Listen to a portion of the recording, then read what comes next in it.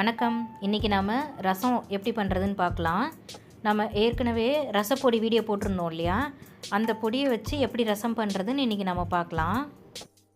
ஒரு பாத்திரத்தில் 10 பூண்டு தட்டி போட்டுக்கலாம்.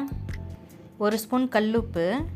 நான் நார்மல் சைஸ் தக்காளி, நல்லா பழமாக இருக்கிற தக்காளி 1.5 தக்காளி, இதை பாருங்கள், ரொம்ப மைய அரைச்சிட வேண்டாம், இது மாதிரி திப்பி அரைச்சி சேர்த்துக்கலாம். பெரிய நெல்லிக்காய் அளவு புளி தண்ணியில் போட்டு ஊற வச்சு திக்காக 1.5 கை நான் புளி தண்ணி எடுத்திருக்கேன். சின்ன சைஸ் கரண்டினா 1.5 கரண்டி போதும். நம்ம அரைச்சி வச்சுருக்கோம் இல்லையா ரசப்பொடி, அதில் நான் 1.25 ஸ்பூன் சேர்த்துக்கிறேன்.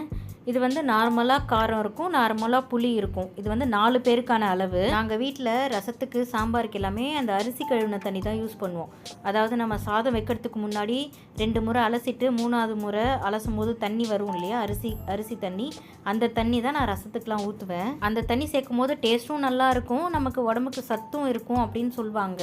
எவ்வளோ அளவு தண்ணி வேணுமோ அவ்வளோ அளவு தண்ணி கலந்துக்கோங்க. இப்போ நீங்கள் உப்பு காரம் இதெல்லாம் செக் பண்ணிக்கிட்டு ஏதாவது எக்ஸ்ட்ரா வேணும்னா நீங்கள் ஆட் பண்ணிக்கலாம். ரசம் அடுப்பில் வச்சுட்டு அது ஒரு கொதி வந்தால் போதும். ஏன்னா ரசம் வந்து அதிகமாக கொதிச்சிச்சுன்னா அதோட டேஸ்ட்டே போயிடும். லைட்டாக ஒரு கொதி வரும்போது நிறுத்திக்கலாம்.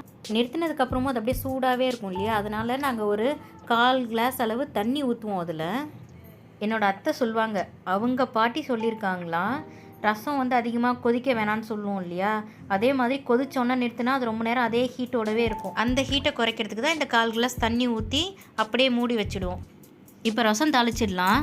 1 ஸ்பூன் எண்ணெய் விட்டு அதில் ஒரு காஞ்ச மிளகாய் போட்டு அது செவந்த உடனே கொஞ்சம் கடுகு பெருங்காயம் போட்டுடலாம். கடுகு பொரிஞ்சோடனே கருவேப்பிலை போட்டுடலாம்.